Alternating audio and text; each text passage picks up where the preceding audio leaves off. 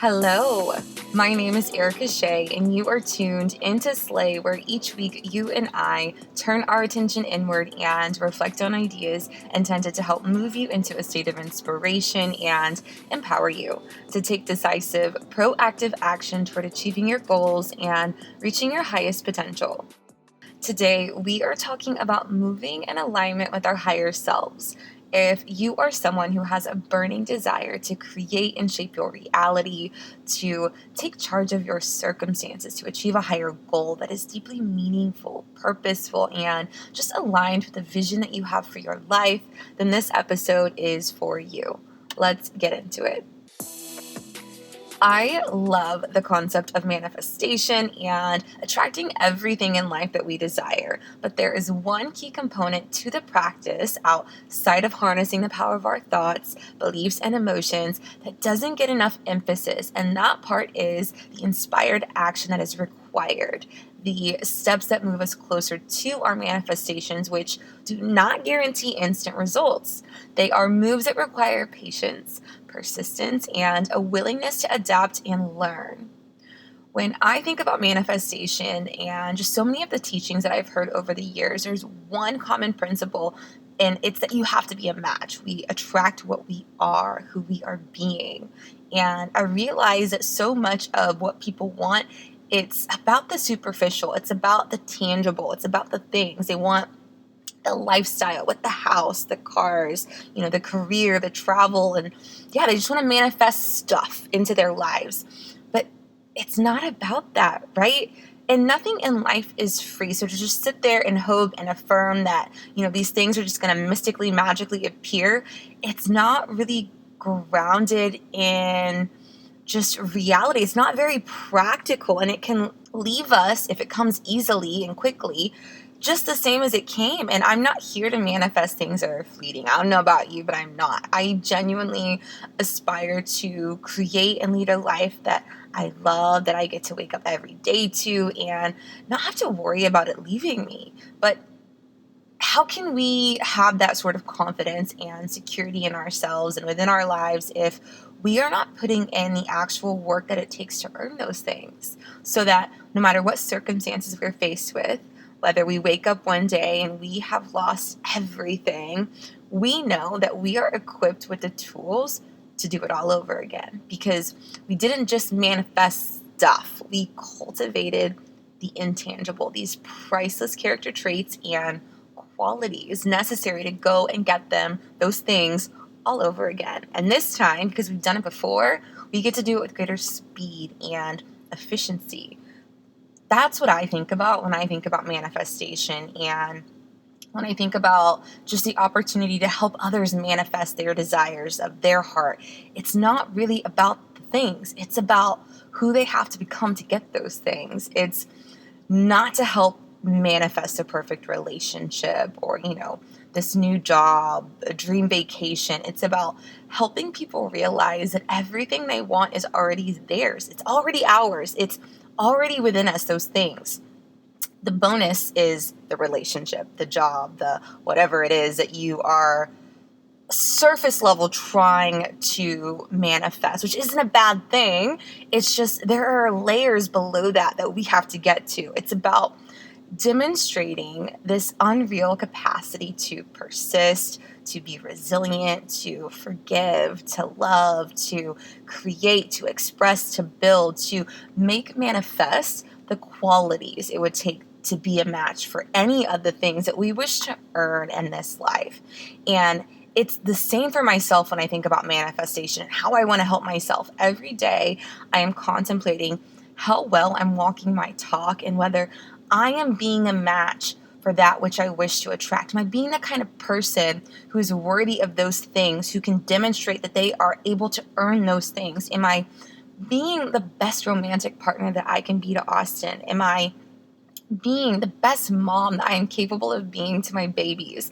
Am I taking care of my mental and physical health to the best of my abilities?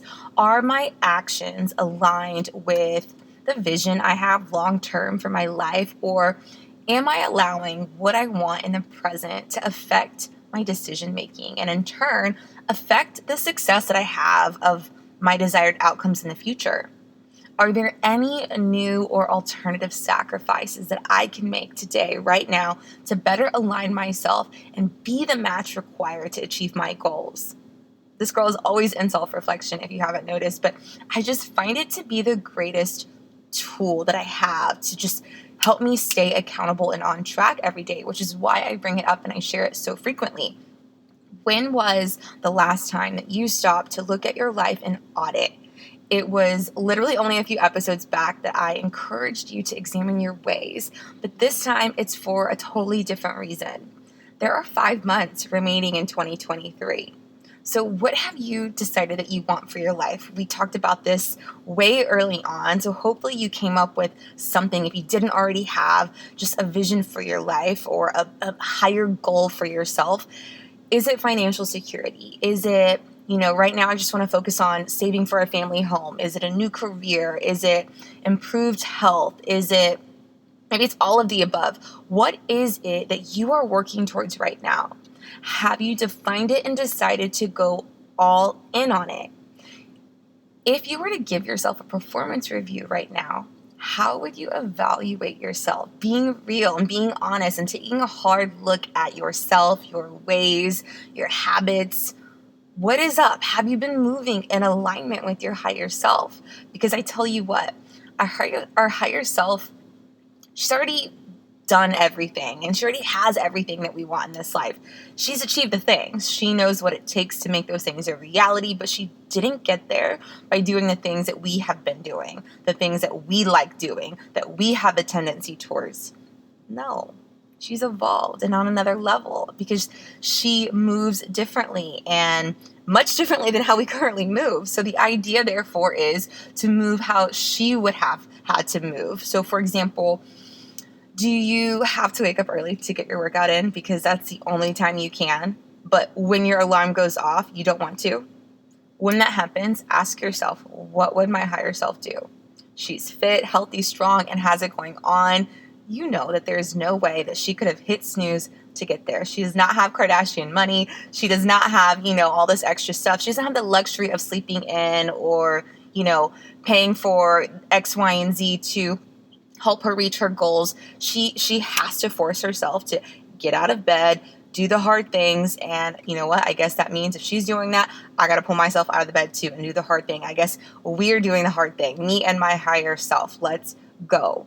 We choose to sacrifice our comfort and the opportunity to sleep in a little longer because we're playing the long game. We've got a vision that's important to us, and we'll be damned if anyone gets in the way. And just think, there is no one truly getting in our way a lot of times, except for ourselves, just talking ourselves out of things that we know are right. We'd be pissed off at anyone who isn't us, who tries to change our plans on us last minute. But if it's us throwing the last minute curve, no big. There's lenience and grace. It's not self-sabotage unless our world seems to fall apart in the immediate as a result of our decision. But no. Let's be very clear. It is, in fact, self-sabotage. And we are, in fact, choosing steps that make the world we're envisioning less and less of a possibility, which to me may as well be the equivalent of making our world fall apart.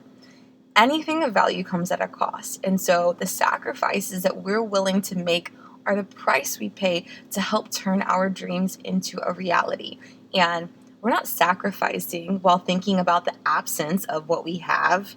No, each time we take action aligned with our vision, we remind ourselves that we're being a match and that everything we want is moving closer to us with each step that we are choosing to take, that we are deliberately taking, each step that is inspired by that higher vision.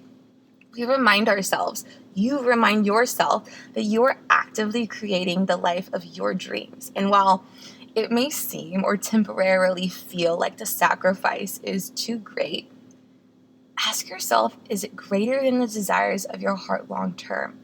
Ask yourself if you are willing to sacrifice today for a better tomorrow. Only you can determine the outcome of your life. So determine to let go and say no to everything that is not part of your higher plan. If you enjoyed this episode and know someone who could benefit from today's message or any of the content that we discuss, be sure to share it with them. As always, I thank you for tuning in. Until next time, continue to show up for yourself in a major way.